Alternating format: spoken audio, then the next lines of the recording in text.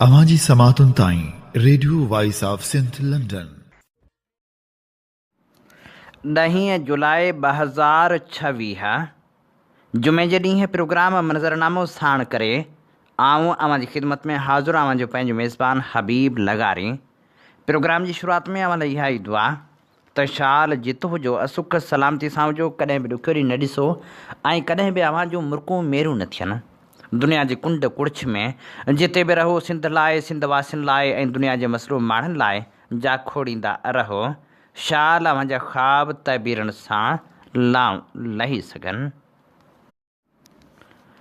पाण ॼाणूं था त हर तकरार जो हल ॻाल्हियूं हूंदियूं आहिनि, पर जॾहिं का हिकिड़ी धुर लचक जो मुज़ाहिरो करण लाइ तयारु ई न हुजे तॾहिं जंग जो ख़ात्मो मुमकिन थी न सघंदो आहे।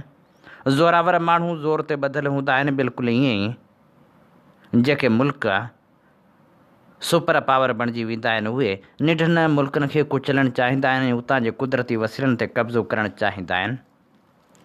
अमेरिका जी बि वॾे वक़्त खां इहा ई पॉलिसी रही आहे, पर ईरान मज़ाहिमत वसीले पंहिंजो बचाव कंदो पियो अचे। हाणे जॾहिं वरी ॿीहर जंग शुरू थियणु वञे पई तॾहिं ट्रंप वटि ईरान सां ॻाल्हियुनि खां सवाइ को रस्तो बाक़ी बचियो आहे या न, इन बाबति बि वीचारींदासीं त इहो बि ॼाणण जी कोशिशि कंदासीं त ईरान जेकॾहिं सामूंडी लंघ बंदि कयो त पोइ छा थींदो। बलूचिस्तान मसइले जे हल बाबति बि वीचारींदासीं त बलूचिस्तान मसइले जो आख़िर पुरमन हल मुमकिन आहे या न। वरी जलावतन सिंधी ऐं डॉक्टर धर्मपाल जे दर्द बाबति मोहम्मद यूनस महर जी लिखणी बि अव्हां जे समातनि जी नज़र कबी। घोटकीअ जो जर ज़हर कीअं बणियो इन जा पेरा बि खणंदासीं। मुख़्तलिफ़ लिखणियूं, तजिया, तबसरा ऐं शाइरी अव्हां जे समातनि जी नज़र कंदासीं। सभ खां पहिरियां हलूं था आलमी मंज़रनामे ते ऐं इहो ॼाणण जी कोशिशि कयूं था त ट्रंप वटि ईरान सां ॻाल्हियुनि खां सवाइ को रस्तो बि आहे या न। इन बाबति असीं अव्हां जे समातनि जी नज़र करियूं था ख़ुसूसी रिपोर्ट जेका असीं अव्हां जी ख़िदमत में पेश करे रहिया आहियूं BBC उर्दू जे तावन सां। अमरीकी सदर डोनाल्ड ट्रंप जे ईरान बाबति ताज़े सख़्त बयाननि हिकु भेरो ॿीहर विचो भर खे आलमी ध्यान जो मर्कज़ बणाए छॾियो आहे। हिकु तरफ़ ट्रंप ईरान जी क़यादत ते सख़्त तनक़ीद कंदे वधीक फ़ौजी कार्रवाइनि जूं धमकियूं ॾेई रहियो आहे त ॿिए तरफ़ हू इहो बि इशारो ॾिए थो त अमेरिका ऐं ईरान में ॻाल्हियूं अञा मुकमिल तौरु ख़तमु न थियूं आहिनि। इहा ॻाल्हि ज़ाहिर करे थी त फ़ौजी दॿाउ बावजूदि सिफ़ारतकारी जो दर अञा बंदि नाहे थियो। गुज़िरियल महीननि दौरान अमेरिका ऐं इसराइल ईरान ते दॿाउ वधाइण ऐं उन जी हुकूमती पॉलिसियुनि खे तब्दील कराइण जी कोशिशि कई, पर ईरान पंहिंजे बुनियादी मौक़िफ़ तां पोइते हटण लाइ तयारु नज़र नथो अचे। ख़ासि तौर ते आबनाए हुर्मुज़ बाबति ईरान जो मौक़िफ़ इंतिहाई सख़्तु आहे। ईरान हिन सामूंडी रस्ते खे पंहिंजी क़ौमी सलामती ऐं इलाइक़ाई असर रसूख़ जो अहम हिसो सम्झे थो। आबनाए हुर्मुज़ आलमी मईशत लाइ इंतिहाई अहम आहे। तजिए निगारनि जो ख़्यालु आहे त अमेरिका वटि ईरान ख़िलाफ़ु फ़ौजी ताक़त ज़रूरु मौजूदु आहे, पर सिर्फ़ु ताक़त जे ज़रिए तहरान खे पंहिंजी शर्तनि ते राज़ी कराइणु आसान न आहे। साॻे वक़्तु ईरान बि ॼाणे थो त डिघी फ़ौजी छिकताण खेसि मुआशी ऐं सियासी तौरु वॾो नुक़सानु पहुचाए सघे थी। उन करे ॿिन्ही धुरियुनि लाइ ॻाल्हियुनि जो रस्तो इख़्तिलाफ़नि बावजूदि सभ खां वधीक अमली ऐं फ़ाइदेमंद इख़्तियार नज़र अचे थो।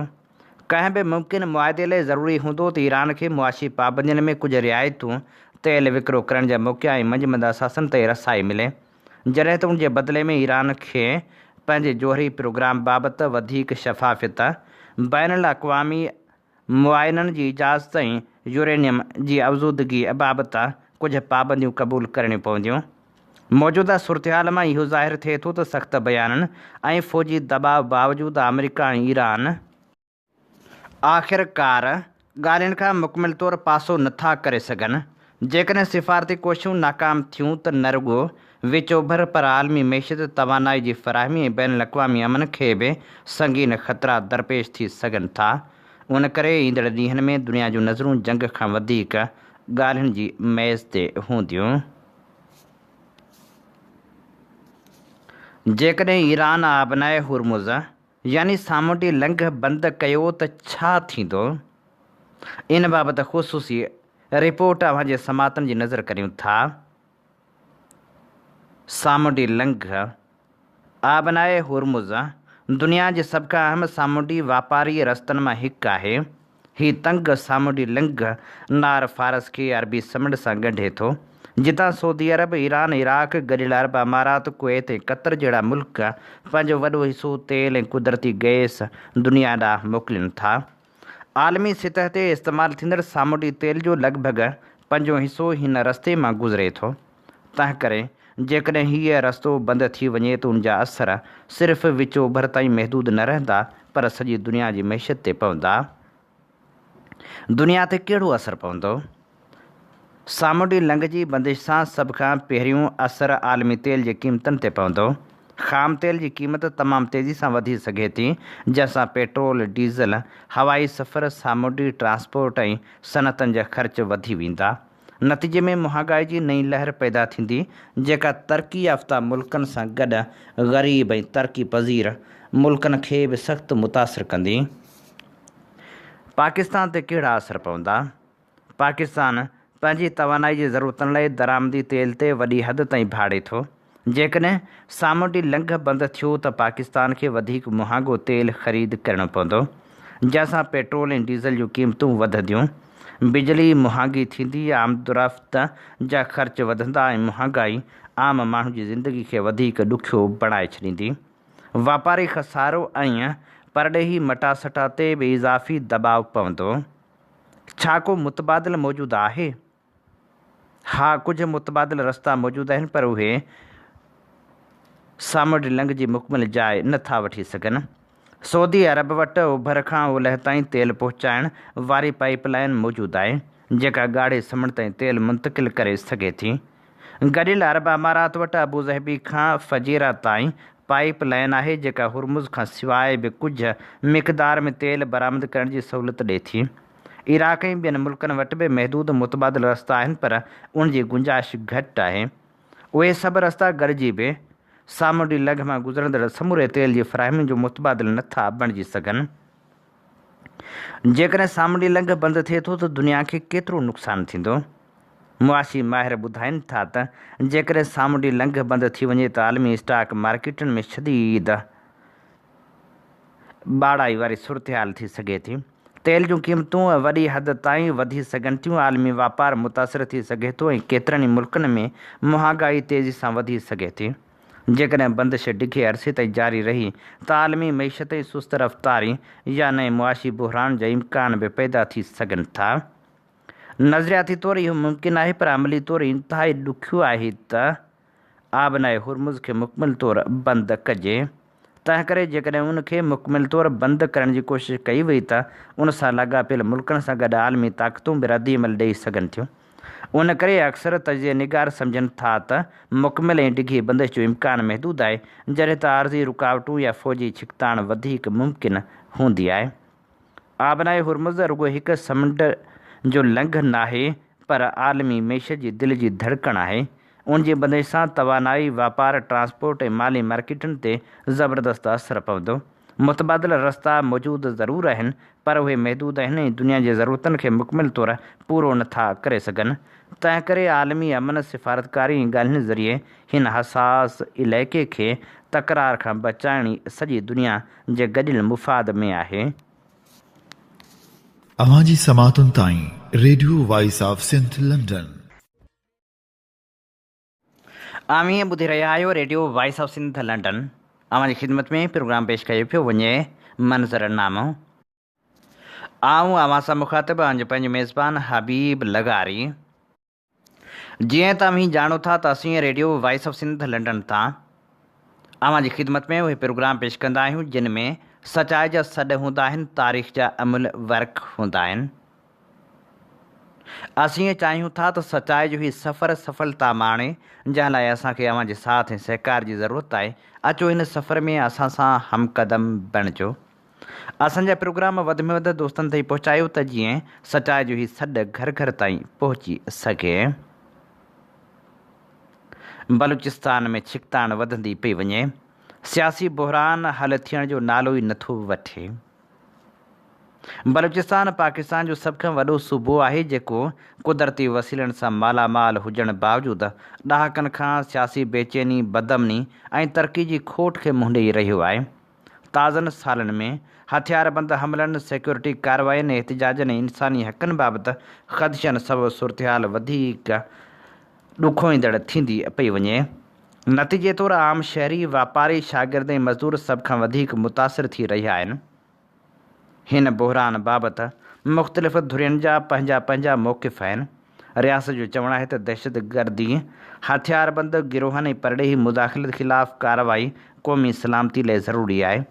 ॿिए तरफ़ केतिरा ई सियासी अॻुवान, इंसानी हक़नि जूं तनज़ीमूं ऐं मक़ामी हल्का चवनि था त गुमशुदगियुनि, सियासी पाबंदियुनि, तरक़ी जी खोट ऐं अवामी शिकायतुनि खे संजीदगी सां हल करण खां सवाइ पाइदार अमन मुमकिन न थींदो। तर्जीह मूजिबि बलूचिस्तान जो मसइलो रुॻो सलामती जो न पर सियासी, मुआशी ऐं समाजी नोयत जो बि आहे। जेकॾहिं तरक़ियाती मनसूबनि सां गॾु अवाम जी सियासी शिरकत, क़ानून जी हुक्मरानी, शफ़ाफ़ इंसाफ़, इंसानी हक़नि जो तहफ़ुज़ ऐं सभिनी लाॻापियल धुरियुनि विच में बामाना ॻाल्हियुनि खे हथी ॾिनी वञे त छिकताण घटाइण ऐं डिघे मुदे वारे इस्तेहकाम लाइ बहितर माहौल पैदा थी सघे थो। पर वरी बि सवाल इहो साम्हूं अचे थो त आख़िर हल छा आहे? बलूचिस्तान सूरतहाल खे हल करण लाइ मुतबादिल रस्तो कहिड़ो मौजूदु आहे? इन समूरी सूरतहाल बाबति कम्युनिस्ट पार्टी ऑफ पाकिस्तान जो अॻुवान कामरेड इक़बाल लिखे थो, छा इहा तारीख़ी हक़ीक़त नाहे त बलूचिस्तान जो मसइलो बलूचिस्तान जी अवाम न पर 1948 खां वठी रियासती हुक्मरान जे पॉलिसियुनि पैदा कयो? छा इहो दुरुस्त नाहे त नेशनल अवामी पार्टी नेप जी हुकूमत समेत बलूचिस्तान में कॾहिं बि अवाम जी अक्सरियत जी नुमाइंदगी कंदड़ सियासी क़यादत खे आज़ादी सां कमु करणु न ॾिनो वियो? छा इहा बि हक़ीक़त नाहे त मुल्क में अमन अमान जे नाले ते रुॻो बलूचिस्तान न पर सिंध ऐं ख़ैबर पख्तूनख्वा में बि मक़ामी पुलिस खे मज़बूत, बाइख़्तियार ऐं जवाबदार बणाइण बदिरां सूबनि जे ख़र्च ते रेंजर्स ऐं FC ऐं ॿियनि इदारनि खे मुस्तक़िल तौरु मुलविस कयो वियो? कॾहिं वरी परॾेही मुदाख़लत जो जवाज़ पेश करे हर हंधि चेक पोस्टूं क़ाइमु करे बलूचिस्तान खे अमली तौरु अस्करी इंतिज़ाम हेठि आंदो वियो? केतिरनि हल्कनि जो इहो बि चवणु आहे त बलूचिस्तान, सिंध, ख़ैबर पख्तूनख्वा समेत मुल्क जे मुख़्तलिफ़ इलाइक़नि में अमन अमान जा बहिरान ॼाणी वाणी अहिड़े नमूने पैदा थियण ॾिना विया या वधाया विया जीअं ताक़त जी मौजूदा ढांचे खे बरक़रार रखण जो जवाज़ मिले। हीउ हिकु संजीदा सियासी इल्ज़ाम आहे जंहिं ते खुलियल, शफ़ाफ़ ऐं ग़ैर जानिबदार जांच थियणु घुरिजे। इहा बि हिकु हक़ीक़त आहे त मुल्क जी सियासत, ज़राइत, सनत, वापार ऐं मजमूई मईशत में मुख़्तलिफ़ रियासती इदारनि जी मुदाख़लत बाबति सवाल बार बार उथंदा रहिया आहिनि। वफ़ाक़ हुजे, सूबा हुजनि या लाॻापियल इलाइक़ा, हुकूमतूं ठाहिण, डाहिण या तब्दील करण बाबति बि ॾिघे अरसे खां बहस हलंदो रहियो आहे। ग़ैर नुमाइंदा हुकूमतनि जे क़याम, अमन अमान जे मसइलनि खे सियासी रंग ॾियण, अवामी एहतिजाजनि खे परॾेही मुदाख़लत सां ॻंढण ऐं पोइ पुरअमन सियासी कारकुननि, औरतुनि, शागिर्दनि ऐं अॻुवाणनि ख़िलाफ़ दहशतगर्दी जा केस दाख़िल करण सां सियासी बहिरान वधीक गहरा थिया आहिनि। अहिड़नि क़दमनि जे करे रियासत ऐं अवाम जे विच में एतमाद जो फ़ुक़दान वधियो आहे। हिकु अहम सुवाल इहो बि आहे त छा ताक़तवर रियासती इदारनि जो सियासत ऐं कारोबार में मुलविस थियणु जमहूरी उसूलनि सां हमआहंग आहे? जेकॾहिं उहे इदारा पंहिंजी आइनी ज़िम्मेवारियुनि ताईं महदूद रहनि हा ऐं सियासी अमल में मुदाख़लत न कनि हा त छा मुल्क अॼु जेतिरी पेचीदा सूरतहाल खे मुंहुं ॾिए हा? जेकॾहिं 1947 खां वठी वफ़ाक़ सभिनी वफ़ाक़ी इकाइयुनि ऐं लाॻापियल इलाइक़नि में अवाम जी अक्सरियत जी नुमाइंदगी कंदड़ हुकूमतनि खे बिना रुकावट कमु करणु ॾिए हा त शायदि बलूचिस्तान, ख़ैबर पख्तूनख्वा, सिंध, गिलगित बल्तिस्तान, पंजाब ऐं कश्मीर में एतिरा संगीन तकरार पैदा ई न थियनि हा, न ई बांग्लादेश अलॻि बणिजे हा। ग़लति पॉलिसियुनि, सियासी मुदाख़लत, ताक़त जे इस्तेमालु ऐं रियासती जबर सबबि अवाम ऐं रियासती इदारनि विच में बेएतमादी जो जेको ख़ाल पैदा थियो आहे उनखे ख़तमु करण लाइ संजीदा सियासी क़दमनि जी ज़रूरत आहे। मक़ामी सिविल इदारनि खां सवाइ ॿियनि फोर्सनि जी मौजूदगी ते नज़रसानी कई वञे। सियासत में हर क़िस्म जी मुदाख़लत ख़त्म कई वञे। सियासी बुनियादनि ते गिरफ़्तार या सज़ा याफ़्ता अॻुवाणनि, औरतुनि, मुलाज़िमनि ऐं ॿियनि शहरियुनि जी आज़ादी बाबति क़ानूनी ऐं सियासी हल ॻोल्हिया वञनि। वफ़ाक़ तोड़े सभिनी वफ़ाक़ी इकाइयुनि में इक़्तिदार अवाम जे चूंडियल नुमाइंदनि हवाले कयो वञे, जीअं सियासी अमल ज़रिए अमन अमान ऐं ॿियनि तकरारनि जो पुरअमन हल मुमकिन बणिजी सघे। पुरअमन सियासी ॻाल्हियुनि, जमहूरी अमल ऐं नुमाइंदा क़यादत वसीले तकरारनि जो हल मौजूदु हुजे त पोइ पंहिंजनि शहरियुनि सां मुसलसिल टकराव ऐं खूनरेज़ी कंहिं बि मुआशिरे जे हक़ में नाहे। पाइदार अमन, ताक़त बदिरां सियासी अमल ॻाल्हियुनि ऐं अवामी एतमाद सां ई अमन क़ाइमु थी सघे थो। ऐं हाणे दर्द जा पेरा खणूं था ऐं दर्द जी अहिड़ी लकीर जेका अॼु बि रूह खे रतो छाण करे थी, उनजो ज़िक्र छेड़ियूं था। जलावतन सिंधी धर्मपार जे दर्द बाबति साईं मोहम्मद यूनस महर जो लेख अवां जे समातन जी नज़र करियूं था। जलावतनी छा आहे ऐं जलावतनी जो दर्द छा आहे, इहो को कामरेड हशूअ केवल रामाणी खां पुछे, जंहिंखे हैदर मंज़ल खां गिरफ़्तार करे कुझु ॾींहं जेल में रखी पोइ उतां सिधो हिंदुस्तान लॾे वेंदड़ सिंधी हिंदनि जे बहरी जहाज़ में जलावतन कयो वियो। हुन सिंध नथे छॾणु चाही, पर हुनखे ज़ोरीअ पंहिंजे वतन ऐं धरती माउ खां जुदा कयो वियो। हिंद में हशू केवल रामाणी हिकु पल लाइ बि सिंध जी यादि खां धार न थी सघियो। सिंधियुनि जो हिकु जेनियस सियासी अॻुवाण, जंहिं ख़ुदि साईं जीएम सैद खे क़ौम जी वसफ़ सम्झाई हुई, विलायत खां पढ़ी आयल सेक्युलर सिंधी, जंहिं अंग्रेज़नि खां सिंध जी आज़ादी जा ख़्वाब ॾिठा हुआ, जंहिं आज़ाद सिंध में मज़हबी रवादारी वारो निज़ाम क़ाइमु करणु चाहियो पिए। जॾहिं वतन आज़ादु थियो त खेनि चयो वियो, तव्हां सिंध छॾे वञो, छो तव्हां मुसलमान न आहियो। हुननि कॾहिं सोचियो बि न हो त वतन जी आज़ादी उन्हनि लाइ जलावतनी जो दर्द खणी ईंदी। पोइ हशू खे ज़ोरी पंहिंजी जनम भूमि खे छिनी धार करे खेसि हिंदुस्तान मोकिलियो वियो, जिते हू सिंध जी मोहबत में ज़हनी तवाज़न वञाए वेठो। वतन जी जुदाई हुनखे पल लाइ आराम करणु न ॾिनो।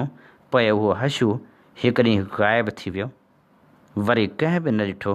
शायदि बम्बई म्यूनिसिपल कमेटी लावारस सम्झी अग्नि संस्कार करे छॾियो, या हिंदुस्तान खां सिंध जो बॉर्डर क्रॉस कंदे किथे मारिजी वियो। सिंध अजीब लोक कहाणी आहे। सिंधी सभिनी लोकनि खां बिल्कुलु अलॻि आहिनि। हुननि खे वतन सां ईअं ई प्यारु आहे जीअं कंहिं मासूम ॿार खे पंहिंजी जीजल अमड़ सां प्यारु हुजे, जो हिकु पल बि माउ खां जुदा थींदो त रड़ीअ नास थींदो, बेचैन रहंदो। असां लाइ वतन जो दर्द माउ बराबरि आहे, जंहिंजी मोहबत असां लाइ ईमान जो हिसो आहे।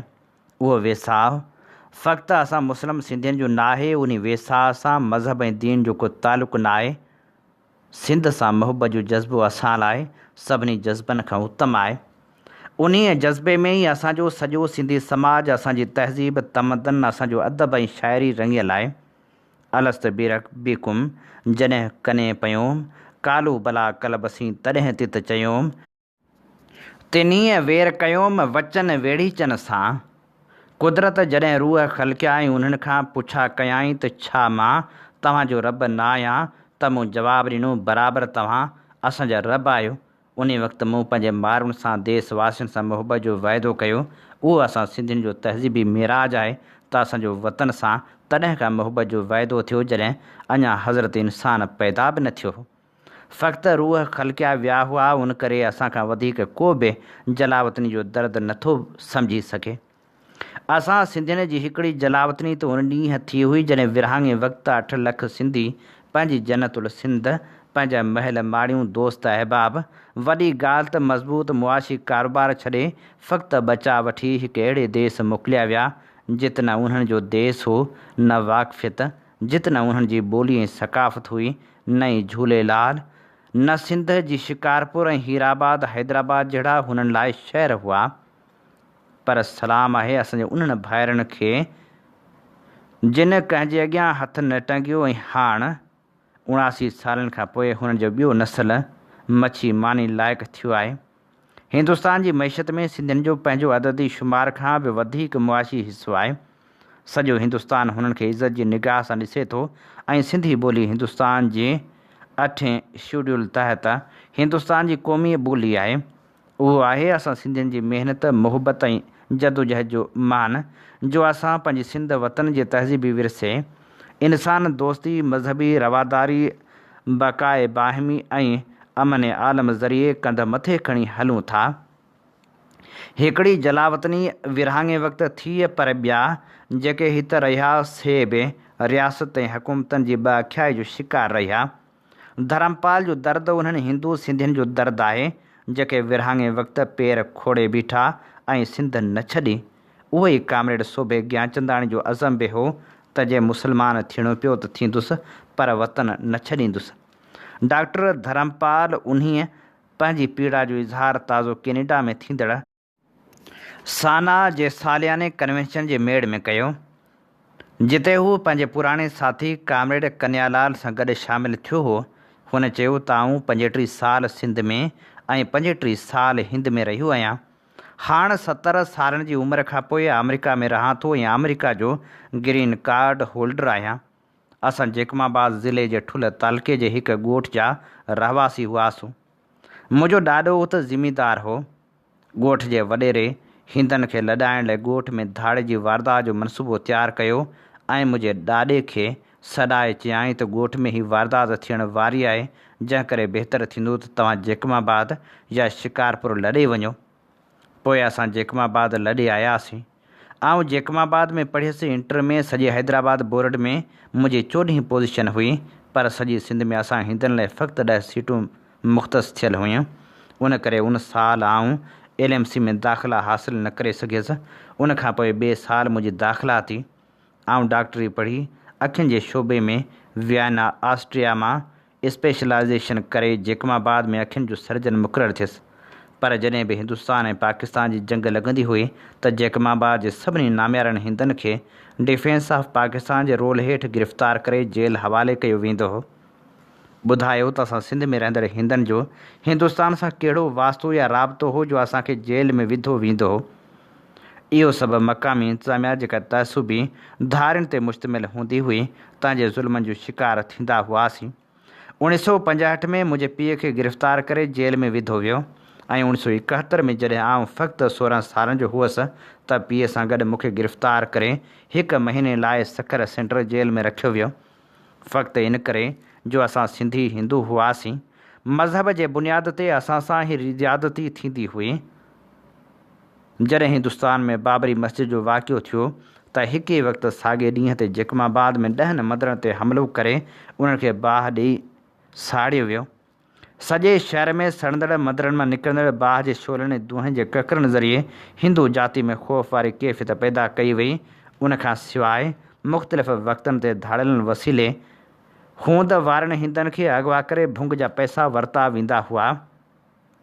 मुंहिंजे भेणवीअ खे मुंहिंजी अस्पताल साम्हूं अगवा कयो वियो ऐं हू केतिरा ई हफ़्ता अगवा रहियो, जंहिं सबबु असांजे घर में हिकु ख़ौफ़ तारी थियो ऐं असां जेकमाबाद छॾे कराची मुंतक़िल थियण लाइ मजबूर थियासीं। कराची में मूंखे ज़िले ॾखण में सर्जन मुक़ररु कयो वियो ऐं कुझु वक़्त खां पोइ MQM वारनि मूंखां पुछा कई त अव्हां सिंधी आहियो, हे त कीअं आया आहियो। उन वक़्तु सिंधी मुहाजिर झेड़ा हलंदा हुआ। कराची में सिंधियुनि जी टारगेट किलिंग जा रोज़ वाक़िया थिया पए। उन वक़्तु तारक रोड ते शहबाज़ होटल ते धारियुनि हमिलो कयो ऐं मुंहिंजे भेणवीअ जे भाउ खे मारियो वियो। तंहिं सबबु असां सिंध छॾण ते मजबूर थियासीं। असां सिंध छॾे पंहिंजे ख़ानदान समेत इंदौर लॾे वियासीं, जिते बि आउं 35 साल अखियुनि जे बीमारियुनि जे सर्जन तौरु ख़िदमतूं सरजाम ॾींदो रहियुसि। हाणे आउं पुटनि वटि अमेरिका में रहां पियो, पर मुंहिंजी मुहबत जो महवर अॼु बि सिंध आहे। जॾहिं मां अमरीकी ग्रीन कार्ड होल्डर आहियां त मुंहिंजी उहा कोशिशि आहे त जेकमाबाद में डॉक्टर अदीब रिज़वी जे सहकार सां डॉक्टर मुरलीधर सां गॾिजी SIUT जी हिकु अस्पताल खोलियां, छो त डॉक्टर मुरलीधर अॻे SIUT में प्रोफेसर आहे, जंहिं जेकमाबाद जी अवाम जी गॾिजी ख़िदमत करण जी हामी भरी आहे। इहो आहे डॉक्टर धर्मपाल जो दर्द जेको सिंध छॾण ते मजबूर थियो, पर हुनजो जीउ सिंध वतन सां जुड़ियल आहे। कंहिं बि घड़ी पाण खे सिंध वतन खां जुदा न करे सघियो आहे। धर्मपाल जे दर्द जे हवाले सां हीअ अवां जी ख़िदमत में पेश करे रहिया हुआसीं मोहम्मद यूनस महर जी लिखणी। अवां जी समातुनि ताईं radio voice of Sindh London. हीअं ॿुधी रहिया आहियो radio voice of Sindh London. अवां जी ख़िदमत में प्रोग्राम पेश कयो पियो वञे मंज़रनामो। मंज़रनामे साण आऊं अवां जी ख़िदमत में हाज़ुर अवां जो पंहिंजो मेज़बान हबीब लगारी। ऐं हाणे अवां जे समातनि जी नज़र करियूं था घोटकीअ ज़िले जे ज़हर बणिजी वियल जर बाबति रऊफ़ पारस दायो जो लेख। हिन वक़्तु घोटकी ज़िले अंदरि अरबें खरबें रुपया कमाईंदड़ वॾनि सनती इदारनि जे शऊरी ऐं मुजरमाणे तर्ज़ अमल सबबि इलाइक़े जे ज़ेर ज़मीन पाणी यानी जर जो मयार इंतिहाई ज़हरीलो बणिजी चुको आहे। उहे सनती इदारा बिना कंहिं क़ानूनी इख़लाक़ी या अवामी डप जे घोटकीअ जे लखनि माण्हुनि जे ज़िंदगियुनि सां खेॾे रहिया आहिनि। उन लापरवाही जे नतीजे में मक़ामी आबादी अनेक मूज़ी ऐं ख़तरनाक बीमारियुनि में मुब्तला थी चुकी आहे, जंहिं करे मिसकीन मारूड़नि जी जिंदड़ी ता अज़ाब बणिजी वई आहे। पर गॾोगॾु संदन हयाती जी जमा पूंजी ऐं मेड़ी चूंडी पिणु अणखुटे इलाज ते ख़र्च थी रही आहे, जंहिंखे कसम पुरसी ऐं मुआशी बदहाली जे कुन में धिके छॾियो आहे।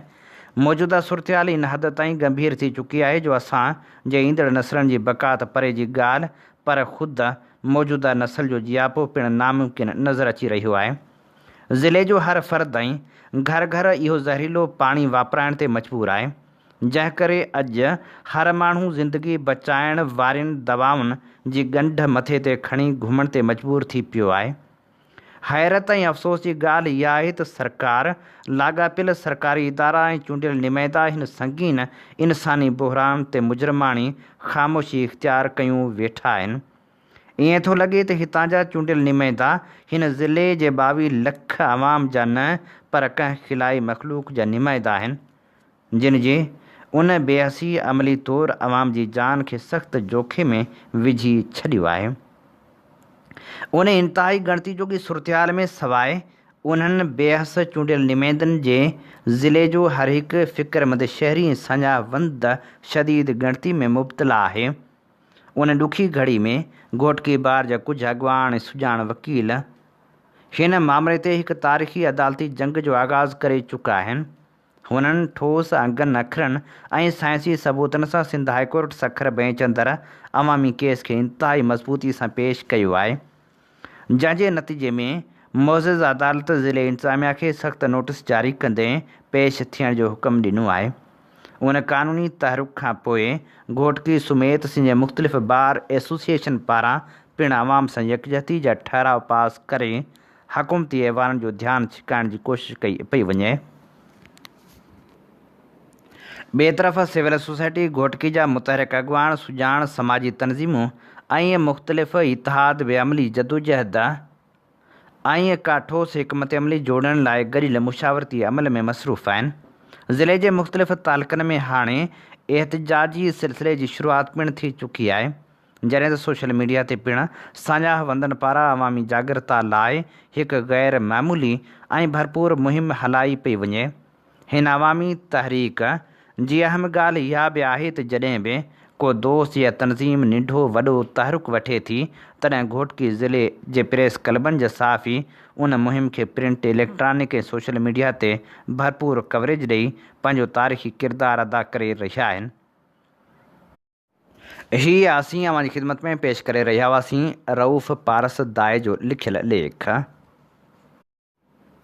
सिंध जे विछड़ी वियल सुहिणे शाइर दीदार दानिश खोसे खे दोहन वसीले भेटा पेश कंदे ख़ूबसूरत शाइर मासूम बुखारी लिखे थो, कोन विसारियो आहे तोखे दिलि में आहीं तूं, कोन विसारियो आहे तोखे दिलि में आहीं तूं, अॼु बि मुंहिंजे साहुनि में आ तुंहिंजी ई ख़ुशबू, कोन विसारियो आहे तोखे दिलि में आहीं तूं, तुंहिंजूं सारूं चमकनी जीअं सिज ते गंज टिकूं, कोन विसारियो तोखे आहे दिलि में आहीं तूं, अख अख मां ईअं बरसी थो जीअं बारिश जूं बूंदूं, कोन विसारियो आहे तोखे, कोन विसारियो आहे तोखे दिलि में आहीं तूं अॼु बि चरियूं दीदार जे लाइ हिन मुंहिंजो ई दीदूं कोन विसारियो आहे तोखे दिलि में आहीं तूं अॼु बि कचहरी में आहिनि तुंहिंजो ई ॻाल्हियूं सिट सिट जा मासूम लिखी तूं उनजो हुएं उत्साह मुंहिंजो तोखे सारींदो पियो साथ साथ साह तूं त जुदा थियो नाहीं मूंखां ॼाणे थो रहमान तुंहिंजे रूप में मूंसां गॾु तुंहिंजो ई जिब्रान इन ते प्रोग्राम मंज़रनामे जो वक़्तु पुॼाणी ते पहुचे थो पंहिंजे मेज़बान हबीब लगारी खे इन साॻी दुआ सां ॾींदा इजाज़त वसे भिट तुंहिंजी भलारा सदा सदा देस परदेस सारा वसन कॾहिं सिंध सिंजी न मेरी थिए कॾहिं मोड़ कंहिंजा न मुरझाइजनि अवां जी समातुनि ताईं radio voice of Sindh London